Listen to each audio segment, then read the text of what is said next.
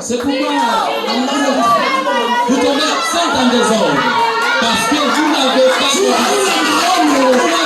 de vision. Dis à ton voisin d'avoir de vision.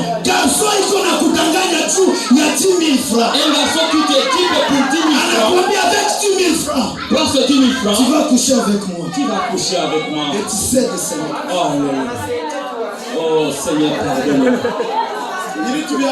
C'est vraiment regrettable. Mais un jeune qui a de vision doit épanouir ses visions. Il dira ceci. C'est 10 000 francs. Une première chose. Je dois encore disfaitre. Deuxième chose. Je vais détruire ma vie. Un garçon qui viendra me pousser. Il retrouvera quelqu'un de plus. Je me repris devant lui. Regarde Marie. Marie s'est respectée. A gardé sa virginité. Avec des visions. Il a vu ceci. Sa virginité détruisait ça.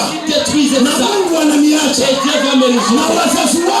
Mes parents ne seront plus respectés. Mais Marie a gardé sa virginité dans la sainteté. Et le Saint-Esprit arrive. Voici la femme.